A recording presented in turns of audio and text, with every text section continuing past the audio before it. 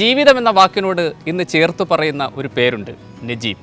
ആടുജീവിതം എന്ന കഥയിലൂടെ മലയാളി ഇന്ന് അത്യധികം പരിചയപ്പെട്ട നജീബും ആ കഥാപാത്രത്തെ മലയാളത്തിൽ എത്തിച്ച ബെന്യാമിനുമാണ് ഈ പെരുന്നാൾ ദിനത്തിൽ നമ്മോടൊപ്പമുള്ളത്.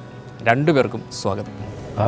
പെരുന്നാളെന്ന് പറയുമ്പോൾ നജീബിനെ സംബന്ധിച്ചിടത്തോളം പെരുന്നാൾ ഇല്ലാതിരുന്നൊരു കാലം അതായിരിക്കും കൂടുതൽ ഓർമ്മ വരുന്നത്. അതെ അതെ. ആ കാലത്ത് ഓർത്തിട്ടുണ്ടോ എൻ്റെ പെരുന്നാൾ നഷ്ടപ്പെട്ടു, അല്ലെങ്കിൽ പെരുന്നാൾ എന്തായിരിക്കും, നോമ്പ് എന്തായിരിക്കും എന്നൊക്കെ? ഇല്ലല്ല, ഞാൻ അതിനെക്കുറിച്ച് ചോദിച്ചിട്ടേ ഇല്ല. കാരണം എന്ന് പറഞ്ഞാൽ അത് ഓർക്കാനുള്ള സമയം എനിക്കില്ലല്ലോ. മറ്റു കാര്യങ്ങളൊക്കെ ഒരുപാട് ഓർക്കാനുണ്ട്. ഒരു പെരുന്നാൾ നോയമ്പ് അതൊന്നും ഒരു മനസ്സിലില്ല അന്നേരം. എങ്ങനെ അറിയാനാണ്? ഞാനിപ്പോൾ ഈ ദിവസം ഇങ്ങനെ ഓരോന്നിങ്ങനെ മാറി മാറി പോകുന്നുണ്ട്, മാസങ്ങളാകുന്നുണ്ട്, വർഷങ്ങളാകുന്നുണ്ട്. പിന്നെ ഇപ്പോൾ ഏത് മാസമല്ല പെരുന്നാളെന്നും ഒന്നും നമുക്കറിയത്തില്ല. ദിവസം അറിയാൻ പറ്റുന്നില്ല, പിന്നെ പെരുന്നാൾ അങ്ങനെ അറിയാൻ പറ്റും. അതിനുശേഷം നാട്ടിലേക്ക് വരുന്നു, ഒരു 5 വർഷം നാട്ടിൽ നിൽക്കുന്നു. 5 വർഷം. ആ സമയത്ത് പെരുന്നാളൊക്കെ എങ്ങനെയായിരുന്നു? ആ വർഷത്തെ പെരുന്നാളൊക്കെ നല്ല രീതിയിൽ തന്നെ ആഘോഷിച്ചല്ല. കാരണം നമ്മളവിടെ നിന്ന് ആഘോഷിക്കാത്ത അതേ രീതി, അതിനെക്കാട്ടി നല്ല രീതിയിൽ തന്നെ ഇവിടെ വന്നെല്ലാം ആഘോഷിച്ചു. നോവൽ വായിച്ചവർക്കും സിനിമ കണ്ടവർക്കും ഒക്കെ തോന്നുക നജീബിനെ എപ്പോഴോ കണ്ട് കഥ എഴുതി അത് സിനിമയാക്കിയ ഒരാളാണ്. യഥാർത്ഥത്തിൽ നജീബും ബെന്യാമിനും തമ്മിലൊരു ബന്ധമുണ്ടല്ലോ. അത് നമ്മൾ നിരന്തരം ഇങ്ങനെ പറഞ്ഞുകൊണ്ടിരിക്കേണ്ട കാര്യമില്ല എന്നുള്ളതാണ് ഞാൻ വിചാരിക്കുന്നത്. കാരണം ഞങ്ങൾ തമ്മിൽ നോവൽ എഴുതാൻ വേണ്ടി കണ്ടുമുട്ടിയ ആൾക്കാരോ സിനിമ എടുക്കാൻ വേണ്ടി കണ്ടുമുട്ടിയ ആൾക്കാരല്ല. അതിനപ്പുറത്ത് നമ്മൾ ഒരേ ഇടത്തിൽ ജോലി ചെയ്യുന്ന 2 പേരെന്ന നിലയിൽ കാണുന്നു, പരിചയപ്പെടുന്നു, സൗഹൃദം സ്ഥാപിക്കുന്നു, പരസ്പരം മിണ്ടുന്നു. അതിനിടയിൽ സൗഹൃദ സംഭാഷണത്തിനിടയിൽ പറഞ്ഞ ഒരു കാര്യമാണ് ഒരു കഥയായി പിൽക്കാലത്ത് വരുന്നത്. ഞങ്ങൾ 2 പേരും US നേവിയിലായിരുന്നു ജോലി ചെയ്തിരുന്നത്. US നേവിയുടെ തൊഴിലാളികളല്ല കേട്ടോ, ഞാൻ അത് തെറ്റിദ്ധരിക്കരുത്. അവിടുത്തെ 2 കോൺട്രാക്ട് സ്റ്റാഫ്, ഞാനൊരു കമ്പനിയുടെ കോൺട്രാക്ടിങ് സ്റ്റാഫും നജീബ് വേറൊരു കമ്പനിയുടെ കോൺട്രാക്ട് സ്റ്റാഫ്. പക്ഷേ ഞങ്ങൾ ഒരേ ഇടത്തിലായതുകൊണ്ട്, ഒരേ പ്രിമിസസിലായതുകൊണ്ട് എല്ലാ ദിവസവും കാണാനുള്ള സാധ്യതയുണ്ട്. നജീബിൻ്റെ ജോലിയുമായിട്ട് നിൽക്കുമ്പോൾ ഞാൻ അതിൻ്റെ കൂടെ ഓഫീസിൽ നിന്ന് ഇറങ്ങി അവിടെ ചെന്ന് കുറച്ച് നേരം വർത്തമാനം പറയും, കാര്യങ്ങളൊക്കെ പറയും, നാട്ടുകാര്യം പറയും, രാഷ്ട്രീയ കാര്യങ്ങൾ പറയും, വർത്തമാനമൊക്കെ പറയുന്ന കൂട്ടത്തിൽ നമ്മൾ ഇതിനെക്കുറിച്ചും പറയും. കാരണം ഇപ്പം നിങ്ങൾക്കറിയാം നജീബ് നന്നായിട്ട് സംസാരിക്കുന്ന ആളാണ്. പക്ഷെ അന്ന് 20 വർഷം മുമ്പാണ്. ഇപ്പോൾ പോലും നോക്കുമ്പോൾ 20 വർഷം ഏകദേശം മുമ്പാണ്. അതായത് ഈ കഥ പറഞ്ഞുമ്പം അത്ര സംസാരപ്രിയനായിരുന്നില്ല, ഒട്ടുമേ സംസാരിക്കുന്ന ആളല്ലായിരുന്നു. വളരെ അന്തർമുഖനായ ആൾ, പ്രത്യേകിച്ച് ഇത്തരം കാര്യങ്ങൾ പറയുന്നതിൽ വളരെ മടിയുള്ള ആളും എന്നെങ്കിൽ. കാരണം നമുക്കറിയാം നമ്മുടെയൊക്കെ ജീവിതത്തിൽ സംഭവിക്കുന്ന ഒരു ദുരന്തത്തെക്കുറിച്ച് മറ്റൊരാളോട് പറയുക എന്ന് പറയുന്നത് അത്ര എളുപ്പമുള്ള കാര്യമല്ല. അത്രയും തീക്ഷ്ണമായ ഒരു ജീവിതാനുഭവങ്ങളിലൂടെ പോകുന്ന ഒരാൾക്ക് അത് വെളിപ്പെടുത്തുക എന്ന് പറയും. പക്ഷേ എന്താണ്, സൗഹൃദത്തിൻ്റെ സ്നേഹത്തിൻ്റെയും ബലത്തിൽ മാത്രമാണ് നജീബ് എന്നോട് അത് പറഞ്ഞതെന്നാണ് ഞാൻ വിചാരിക്കുന്നത്. അല്ലെങ്കിൽ നജീബ് ഒരിക്കലും അത് വെളിപ്പെടുത്തത്തില്ല. അപ്പോൾ ആ സൗഹൃദവും സ്നേഹവുമാണ് ഞങ്ങൾക്ക് ഉള്ളത്. നജീബിക്ക് ബഹ്റൈനിൽ ചെല്ലുമ്പം തൊഴിൽ അന്വേഷിക്കുമ്പോൾ പറഞ്ഞു കേട്ടൊരു കഥയുണ്ട്. യഥാർത്ഥം എല്ലാവർക്കും ആടുജീവിതത്തിൻ്റെ ആദ്യത്തെ 2 വർഷത്തെക്കുറിച്ചോ അല്ലെങ്കിൽ ആ തീക്ഷ്ണമായ അനുഭവം ആളുകൾക്ക് അറിയാവുന്നതും കഥയിലൊക്കെ വായിച്ചിട്ടുള്ളത്. പക്ഷേ ബഹ്റൈനിൽ ചെല്ലുമ്പം ഈ ആക്രി പെറുക്കുന്ന ജോലി തരുന്നതിന് മുമ്പ് പറഞ്ഞൊരു കാര്യമുണ്ട്, നിങ്ങൾക്ക് വലിയ പ്രയാസപ്പെട്ടൊരു ജോലിയാണ് എന്ന് പറയുമ്പോൾ നജീബിക്ക് നൽകുന്നൊരു മറുപടി ഉണ്ടല്ലോ, ഇതിനേക്കാൾ ഞാൻ ചെയ്തതിനേക്കാൾ വലിയ ജോലി വേറെ ആരും ചെയ്തിട്ടുണ്ടാവില്ല. ആ അനുഭവം ഒന്ന് പറയൂ. ഞാൻ ഇതുപോലെ ജോലിയുടെ കാര്യത്തെപ്പറ്റി പറയുമ്പോൾ എൻ്റെ ഒരു ജോലിയുണ്ട്, അത് ഞാൻ ചെയ്യത്തില്ലെന്ന് പറഞ്ഞു. അപ്പോൾ ഞാൻ പറഞ്ഞ് ഞാൻ ചെയ്ത പോലുള്ള ജോലി ലോകത്താരും ചെയ്ത് കാണത്തില്ലെന്ന് പറഞ്ഞു. അപ്പോഴാണ് ഇത് എന്ത് ജോലിയാണെന്ന് പറഞ്ഞാൽ ഇതിനെപ്പറ്റി തുടക്കം പറഞ്ഞ അതാണ്. അതായത് സ്ക്രാപ്പ് പറക്കലായിരുന്നു, ആക്രി പറക്കലായിരുന്നു. ആക്രി പറക്കൽ ഞാൻ രാജകീയ സുഖത്തിൽ. US നേവിയിൽ പലതരത്തിലുള്ള ഈ വേസ്റ്റ് ബിന്നുകൾ വെച്ചിരിക്കും. അതിനകത്തുനിന്ന് മെറ്റൽ കളക്ട് ചെയ്യുക എന്ന് പറയുന്ന ഒരു വേർതിരിച്ചെടുക്കുക എന്ന് പറയുന്ന വളരെ പ്രയാസപ്പെട്ട ഒരു ജോലിയാണ്. ജോലി പഴയ അനുഭവത്തെ വെച്ച് നോക്കുമ്പോൾ വലിയ രാജകീയമായ ജോലിയാണ്. അതായത് ആ 20 വർഷത്തെയും അതിനുശേഷമുള്ള ആഘോഷങ്ങളുടെയും പെരുന്നാളുകളുടെയും നോമ്പുകളുടെയും ഒക്കെ സമ്പാദ്യം ആ 20 വർഷത്തെ ഈ ആക്രി പറക്കലായിരുന്നു. അതെ അതെ അതെ. അതുതന്നെ. പിന്നെ എനിക്ക് അവിടെ നിന്ന് വെച്ചാൽ പെരുന്നാളും മറ്റേ ഇതൊക്കെ വരുമ്പോഴെന്നെ ഒരുപാട് പേര് സ്വീകരിക്കാനും അവരുടെ വീട്ടിലൊക്കെ പോയി ഇത് പെരുന്നാൾ കൂടാനും ഒക്കെ ഉള്ള ഒരുപാട് സാഹചര്യങ്ങളൊക്കെ എല്ലാം ഈ നോവൽ എഴുതുകൊണ്ട് മാത്രം കിട്ടിയതാണ്. അല്ലാതെ അല്ലെങ്കിൽ പിന്നെ നമ്മൾ സാധാരണ ഒരു മനുഷ്യനായിട്ട് ഇങ്ങനെ നടക്കത്തേ ഉള്ളൂ. ഈ ബെന്യാമിൻ്റെ ഒരു സുഹൃത്തായിരുന്നു.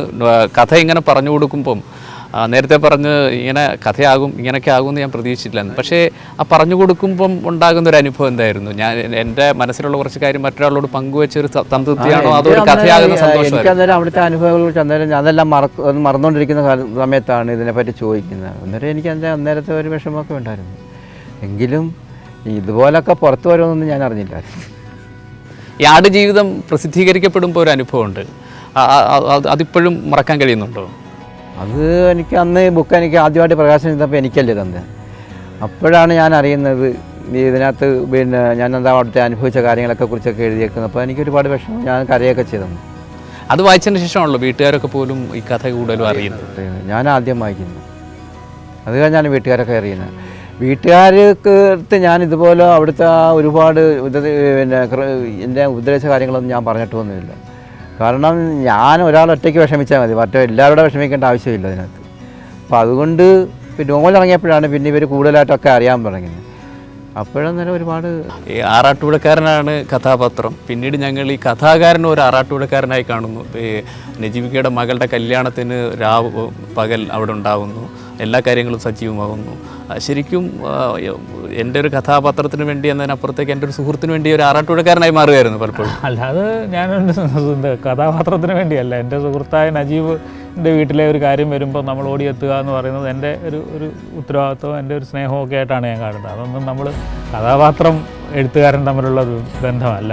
പല പ്രയാസങ്ങളും ഇതിനെക്കുറിച്ചൊക്കെ പലരും പറയുമ്പോഴൊക്കെ ഈ ബന്ധത്തെ കുറിച്ച് പറയാൻ നിങ്ങൾ രണ്ടാളും മടിക്കുന്നുണ്ട്. പക്ഷെ നിങ്ങൾക്കിടയിൽ നല്ല ബന്ധമുണ്ടെന്ന് നമുക്കറിയാം. എന്താ അങ്ങനെ പറയാൻ മടിക്കുന്നുണ്ട്? കാരണം അല്ല, ബന്ധമുണ്ടെന്ന് എല്ലാവർക്കും അറിയാവുന്ന കാര്യമാണ്. പക്ഷേ എന്താണ്, ഇങ്ങനെ എല്ലാ കാര്യവും നമ്മളിങ്ങനെ ചേർന്ന് നിൽക്കുന്ന ആളാണ് എന്നിങ്ങനെ പറഞ്ഞുകൊണ്ടേയിരിക്കണോ? അത് നമ്മളെ തന്നെ ചെറുതാക്കുന്നതായിട്ടാണ് എനിക്ക് പലപ്പോഴും തോന്നിയിട്ടുള്ളത്. ഇപ്പം ഞാൻ പറയാം, ഇപ്പോൾ ഹോസ്പിറ്റലിൽ കുഞ്ഞുമായി ബന്ധപ്പെട്ട കാര്യങ്ങളിലൊക്കെ നമ്മളിടപെട്ട് മിനിസ്റ്ററെ വിളിക്കുന്നു, മറ്റു കാര്യങ്ങളൊക്കെ ചെയ്യുന്നതൊക്കെ നമ്മളാണ്. പക്ഷേ അത് നമ്മുടെ ഉത്തരവാദിത്വം, നമ്മുടെ കടമ, നമ്മുടെ സുഹൃത്തിൻ്റെ ആവശ്യം വരുമ്പോൾ നമ്മൾ ചെയ്യേണ്ട കാര്യങ്ങളാണെന്നുള്ളൊരു ഉത്തരവാദിത്വത്തോടുകൂടി ചെയ്യുന്നതാണ്. അതൊക്കെ ഇനിയിപ്പോൾ നമ്മൾ പിന്നെയും വന്നിരുന്ന് പറയേണ്ടി വരുന്ന ഒരു സാഹചര്യം സൃഷ്ടിക്കുന്നത് യഥാർത്ഥത്തിൽ അപകടകരവും മോശവും നമ്മുടെ സമൂഹത്തിന് ശരിയുമല്ലെന്നാണ് തോന്നുന്നത്. അതിനപ്പുറത്തേക്ക് ആത്മബന്ധമുള്ള സുഹൃത്തുക്കൾ തമ്മിൽ എന്തെല്ലാം കാര്യങ്ങൾ ചെയ്യുന്നു, കൊടുക്കുന്നു, വാങ്ങുന്നു, അതൊക്കെ അത് നമ്മൾ മാത്രം അറിഞ്ഞാൽ മതിയെന്നാണ് വിചാരിക്കുക. അതുകൊണ്ടാണ് സമൂഹം എന്തൊക്കെ പറഞ്ഞാലും ഞങ്ങൾ രണ്ടുപേരും പിന്നെയും പിറ്റേന്ന് രാവിലെ കാണുമ്പോൾ എന്തുകൊണ്ടെന്ന് ചോദിക്കുക. കാരണം ഞങ്ങൾക്ക് രണ്ടുപേർക്കും അറിയാം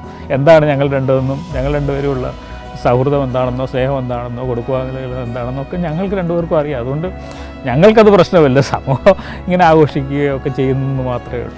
നജീബിക്കയെ സംബന്ധിച്ചിടത്തോളം ഈ പെരുന്നാൾ ഒരു സ്പെഷ്യൽ പെരുന്നാളാണ്. കാരണം ഇതിന് മുമ്പൊക്കെ ഉണ്ടായിരുന്ന പെരുന്നാളിനൊക്കെ അപ്പുറത്തേക്ക് ഇപ്പോൾ ഈ നോമ്പ് കാലത്ത് ഞാൻ കഴിഞ്ഞ ദിവസങ്ങളിലൊക്കെ വീട്ടിൽ വരുമ്പോൾ ഒക്കെ കാണുന്നുണ്ട്, ഒരുപാട് ആളുകൾ സ്നേഹത്തോടെ ക്ഷണിക്കുന്നു, കൊണ്ടുപോകുന്നു, ആഘോഷപൂർവ്വം കൊണ്ട് നടക്കുകയൊക്കെ ചെയ്യുന്നു. ആ ഒരു പെരുന്നാളാണ് ഇപ്പോൾ മുന്നിൽ. അപ്പം ആ ഒരു സന്തോഷം എങ്ങനെയാണ് പങ്കുവെക്കാൻ കഴിയുക? ഇപ്പോഴെന്ന് പറഞ്ഞാൽ എനിക്കിപ്പോൾ സന്തോഷമാണ്. കാരണം എന്ന് പറഞ്ഞാൽ ഒരുപാട് ആൾക്കാർ എനിക്കിപ്പോഴേ എൻ്റെ ഡ്രസ്സ് ഇടണമെന്നും പറഞ്ഞ് ഡ്രസ്സുകളുമായിട്ടാണ് വരുന്നില്ല അവർ. ഈ പെരുന്നാളിന് എൻ്റെ കണക്കാണ് ഡ്രസ്സ്, ഞാൻ അത് നല്ലപോലെ എൻ്റെ ഡ്രസ്സിട്ട് ഒരുങ്ങണം എന്നും പറഞ്ഞ് ഇപ്പോൾ ഒരു 5-10 പേര് വന്നിട്ടുണ്ട്. അത് ഡ്രസ്സ് വാങ്ങി തരുന്നവരെല്ലാം പറയുന്നത് ഈ ഡ്രസ്സായിരിക്കണം പെരുന്നാൾ ഇടണമെന്ന്. അപ്പോൾ ഞാനപ്പോൾ തന്നെ ഇപ്പോൾ ഏത് ഡ്രസ്സ് ഇടുമെന്നുള്ള ചിന്തയിലാണ് എൻ്റെ മനസ്സ്.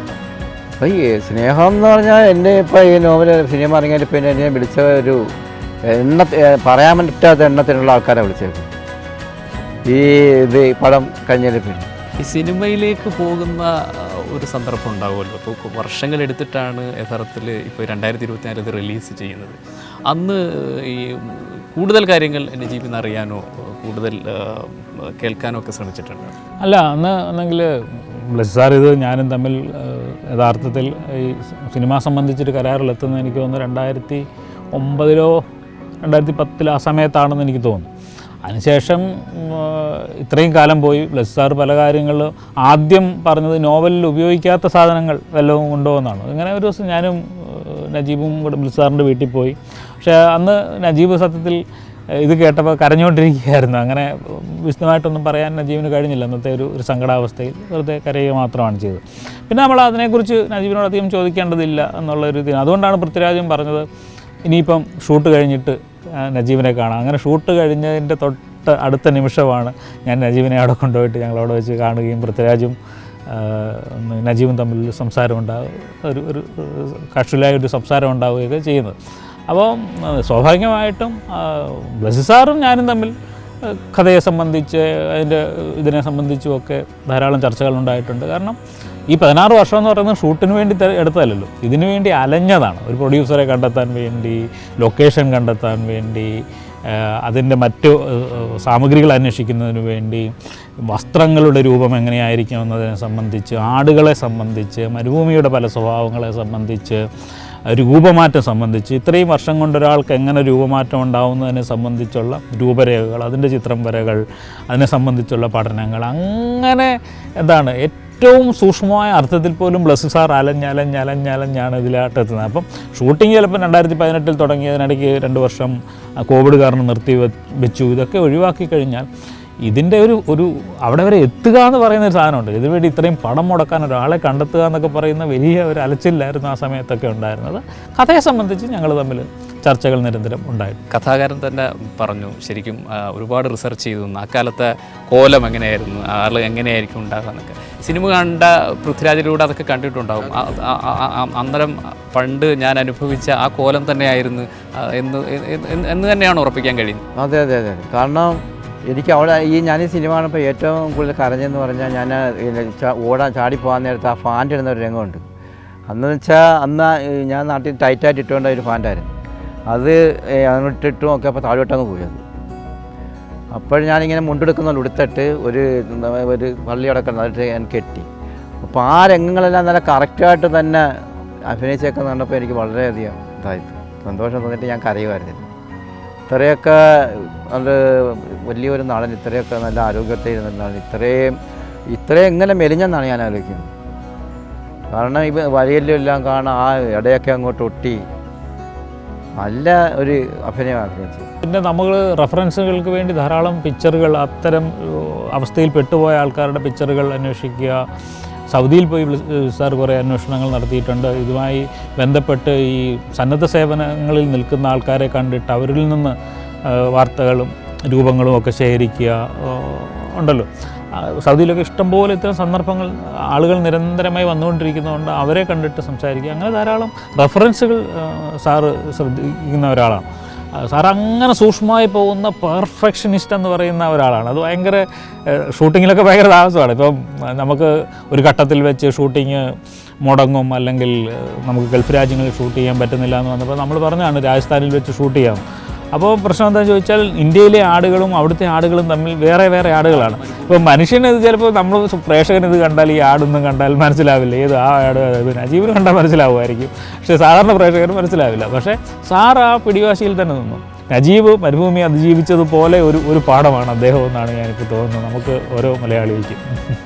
1.5 ദിവസം സഞ്ചരിച്ച് സൗദിയിലെ ബത്തേലെത്തുന്ന ഒരു അനുഭവം പറയുന്നുണ്ട്.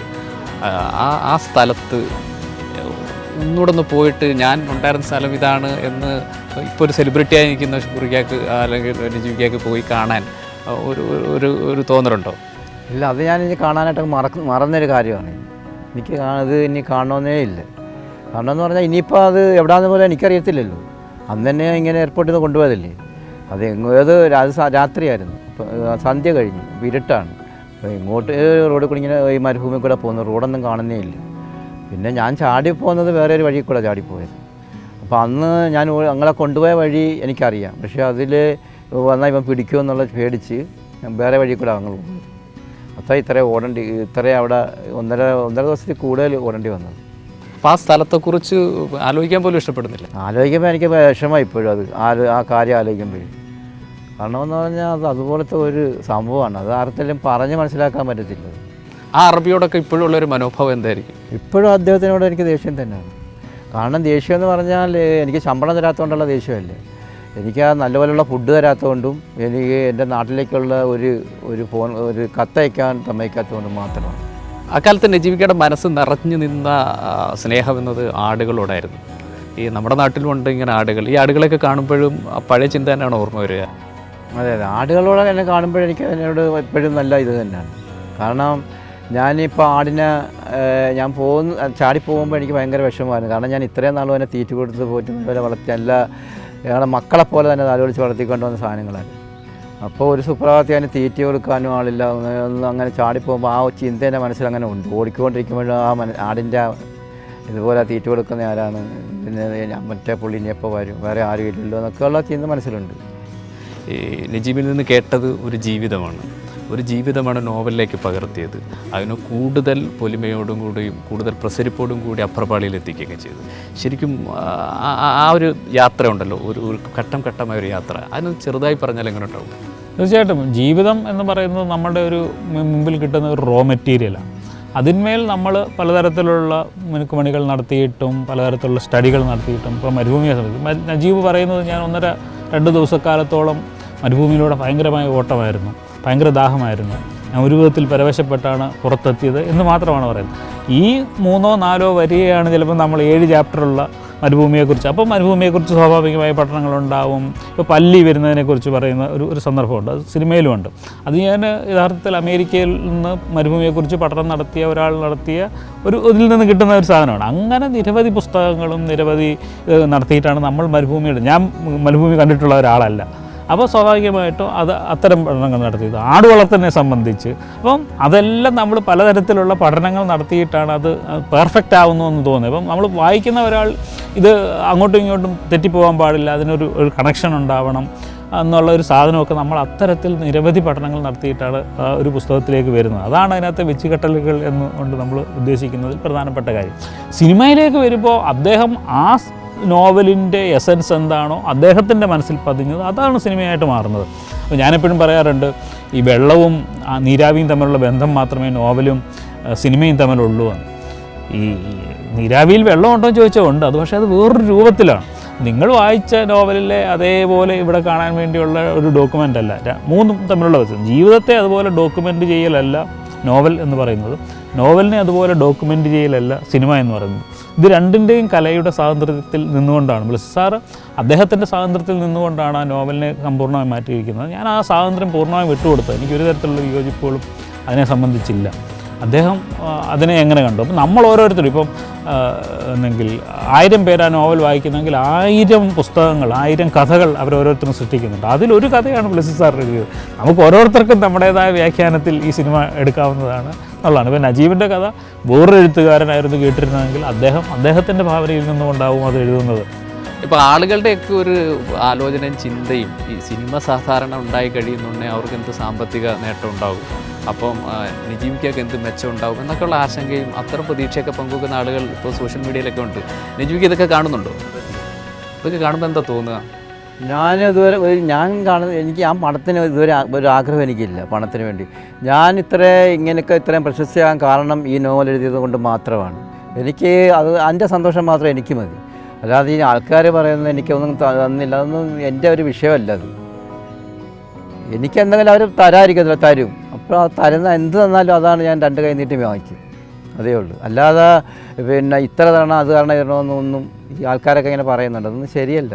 ഞാൻ ബ്ലസ്സി സാറില്ലേ, ബ്ലസ്സി സാർ എന്നെ ഒരുപാട് ജോലിക്ക് വേണ്ടി വാഗ്ദാനം ചെയ്തായിരുന്നു. അപ്പോഴൊക്കെ ഞാൻ 3-4 വർഷം കൊണ്ട് എന്നെ ജോലിക്ക് നിർത്തി. ഞാൻ ഇത്രയും നാളും എൻ്റെ കൂടെ കഷ്ടപ്പെട്ട ആൾക്കാരാണ് ഈ നിൽക്കുന്നവർ, അവരെല്ലാം. അപ്പോൾ അവരെ വിട്ടുപിരിഞ്ഞ് ഞാൻ പോകാൻ എനിക്ക് ഒരു മനസ്സിലിപ്പോഴും. അതുകൊണ്ട് ഞാൻ ഇതുവരെ ആ ജോലിയുടെ കാര്യത്തെപ്പറ്റി ഒന്നും പറഞ്ഞിട്ടില്ല. ഇതൊക്കെ പറയുമ്പോൾ ആളുകൾ പറയുന്നത് നജീബിനെ അവരൊക്കെ മാർക്കറ്റ് ചെയ്യുകയാണ്, അതിൻ്റെ ഒരു മെച്ച നജീബിന് ഇല്ലെന്നാണ് ആളുകൾ പറയുന്നത്. ഇല്ല, അതൊന്നുമല്ല. അത് ആൾക്കാർക്ക് ഇതുപോലെ ചെറിയ യൂട്യൂബുകാർക്ക് ഇത് കിട്ടാൻ വേണ്ടി മാത്രമാണ് അവരൊക്കെ പറയുന്നത്. അല്ലാതെ എന്നെ സ്നേഹിക്കുന്ന ലക്ഷക്കണക്കിന് ആൾക്കാർ ഇത് കണ്ടവരല്ല എന്നെ അതുപോലെ നല്ല രീതിയിലാണ് സ്നേഹിക്കുന്നതും പറയുന്നതും കാര്യങ്ങൾ പറയുന്ന ആൾക്കാർ. ഇനിയിപ്പോൾ പെരുന്നാൾ മിക്കവാറും ദുബൈയിലേക്ക് ഒരുപാട് ഓഫർ വന്നിട്ടുണ്ട്. അപ്പോൾ പോകാനൊക്കെ കാത്തിരിക്കുവാണ്. അങ്ങനെയൊക്കെ ഈ നോവൽ കൊണ്ടല്ലേ ഇതെല്ലാം പറ്റിയത്.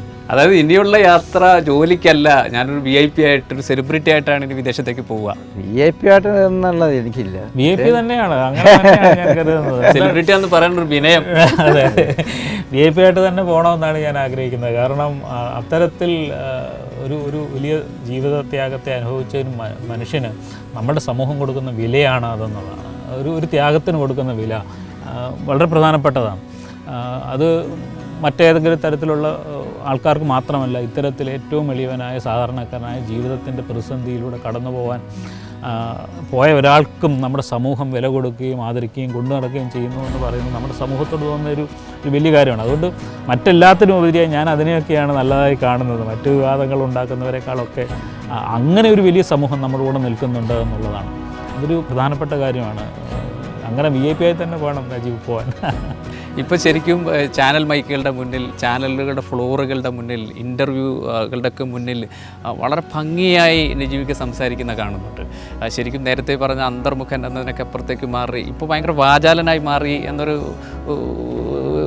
ചെറിയ ഗമയുണ്ട്. ഇല്ല, കാരണം ഞാനിപ്പോൾ ഒരുപാട് പരിപാടിയിൽ ഇതുപോലെ പങ്കെടുത്തപ്പോൾ ചിരിച്ച ഇങ്ങനെ മാറി വരുവാണ്. അപ്പോൾ അതുകൊണ്ടുള്ളൊരു ധൈര്യമാണ് ഇപ്പോൾ ഇങ്ങനെ വരുന്നത്. ഈ കഥാപാത്രത്തിൻ്റെ പെരുന്നാളിനെ കുറിച്ച് പറഞ്ഞു. വിദേശത്തൊക്കെ പോകാനൊക്കെയുള്ള സാധ്യതയുണ്ട്. ഈ കഥാകാരൻ്റെ പെരുന്നാൾ എങ്ങനെയായിരിക്കും? കഥാകാരൻ്റെ പെരുന്നാൾ നാട്ടിൽ തന്നെയാണ്. ഇപ്പം ഞാൻ കുടുംബത്തോടൊപ്പം ഇവിടെ ആയതുകൊണ്ട്, അതുകൊണ്ടെന്ന് പറഞ്ഞാൽ കുട്ടികൾ ഇവിടെ ഉണ്ടായതുകൊണ്ട് ഞാൻ ഇവിടെ തന്നെയാണ്. പ്രത്യേകിച്ച് ഒന്നുമില്ല. സ്വാഭാവികമായിട്ടും സുഹൃത്തുക്കളുടെ വീടുകളിലായിരിക്കുമല്ലോ നമ്മുടെ പെരുന്നാളെന്ന് പറയുന്നത്. അതിനോടൊപ്പം നാട്ടിൽ എൻ്റെ കുളനടയിൽ സ്വസ്ഥമായിരുന്ന പെരുന്നാൾ ആഘോഷിക്കണം. ഏറ്റവും സന്തോഷകരമായ പെരുന്നാളുകളിലൊന്നാണ്. എൻ്റെ ഒരു നോവൽ എടുത്തിട്ട് സിനിമയാക്കി ലോകമെമ്പാടും ചർച്ച ചെയ്യപ്പെടുന്നു. അതിൻ്റെ പേരിൽ അല്ലെങ്കിൽ എന്താണ് മലയാള സിനിമ കൂടി ഒരു തരത്തിൽ രക്ഷപ്പെടുന്നു എന്നുള്ളതാണ്. കാരണം അത് ഈ മുമ്പേ സാഹിത്യത്തെക്കുറിച്ച് പറഞ്ഞതുപോലെ തന്നെ പറയേണ്ട ഒരു കാര്യമാണ്. മലയാള നോവലുകൾ സിനിമയാക്കിയാൽ രക്ഷപ്പെടുമോ എന്നുള്ളൊരു ചോദ്യം ഇത്രയും കാലം സിനിമാക്കാരുടെ ഇടയിൽ ഉണ്ടായിരുന്നു എന്ന് എനിക്ക് തോന്നുന്നു. ഇനിയും ധാരാളം സിനിമാക്കാർ നമ്മളുടെ മറ്റ് സാഹിത്യകൃതികൾ കൂടി സിനിമയാക്കാൻ വേണ്ടി വരും എന്നൊരു പ്രതീക്ഷ. അത് മലയാള സിനിമയും മലയാള സാഹിത്യവും തമ്മിലൊരു കൊടുക്കൽ വാങ്ങലിനോട് തുടക്കം കുറിക്കുകയൂടെ ചെയ്യും എന്നുള്ളതാണ്. അതിനോട് ഒരു കാരണക്കാരനായി എന്നുള്ളത് ആണെങ്കിൽ വലിയ സന്തോഷമായിട്ടാണ് കരുതുന്നത്. അപ്പോഴൊക്കെ അന്നും ഇന്നും എപ്പോഴും ഞാൻ പറയുന്നത്, ഞങ്ങളൊക്കെ പൃഥ്വിരാജ് പറയുന്നത് പോലെ ഞങ്ങളൊക്കെ തിരഞ്ഞെടുക്കപ്പെട്ടവരാണ് എന്ന് മാത്രമാണ്. നജീബ് ഒരുപക്ഷേ ഈ മരുഭൂമിയിലൂടെ താണ്ടി ഇപ്പുറത്ത് വരാൻ തിരഞ്ഞെടുക്കപ്പെട്ട, വിധിക്കപ്പെട്ട, ദൈവത്താൽ നിയോഗിക്കപ്പെട്ട ഒരാളാണ്. നജീബിൻ്റെ കഥ പറയാൻ എങ്ങനെയോ ഞാൻ വിധിക്കപ്പെട്ടു, ഞാനതിന് നിയോഗിക്കപ്പെട്ടു. അത് സിനിമയാക്കാൻ ബ്ലസ്സി സാർ നിയോഗിക്കപ്പെട്ടു, അത് അവതരിക്കാൻ പൃഥ്വിരാജ് വിധിക്കപ്പെട്ടു. ഒരു നിമിഷം ചിലപ്പോൾ വിധി അങ്ങോട്ടോ ഇങ്ങോട്ടോ ആയിരുന്നെങ്കിൽ ഇതെല്ലാം അങ്ങോട്ടോ ഇങ്ങോട്ടോ ഒക്കെ മാറിപ്പോകാവുന്ന അത്രയേ ഉള്ളൂ ഇതൊക്കെ എന്ന് പറയുന്നത്. ജീവിതത്തെ സംബന്ധിച്ച് നമ്മൾ അത്ര ലളിതമായി കണ്ടാൽ തീരാവുന്ന പ്രശ്നങ്ങളേ ഉള്ളൂ. ഇതൊക്കെ നമ്മൾ അതിൻ്റെ വിധിയുടെ മുമ്പിൽ നിസ്സഹായനായി നിന്നു കൊടുക്കുക, അല്ലെങ്കിൽ സന്തോഷത്തോടുകൂടി നിൽക്കുക, പുഞ്ചിരിയോടുകൂടി നിന്ന് കൊടുക്കുക. ആ സന്തോഷം, ആ അനുഗ്രഹം അനുഭവിക്കുക എന്ന് മാത്രമേ ഉള്ളൂ. അനുഭവിച്ചറിഞ്ഞ യാഥാർത്ഥ്യങ്ങൾക്കപ്പുറത്തേക്ക് ആഘോഷമാക്കി ജീവിതത്തെ, പെരുന്നാൾ മാത്രമല്ല എക്കാലവും ആഘോഷമാക്കി മാറ്റാൻ നജീബിക്കാൻ കഴിയട്ടെ. അത്തരം ജീവിതങ്ങളെ മലയാളത്തിന് കൂടുതൽ പരിചയപ്പെടുത്താൻ കഥാകാരനും കഴിയട്ടെ എന്ന് ആശംസിക്കുന്നു. Thank you.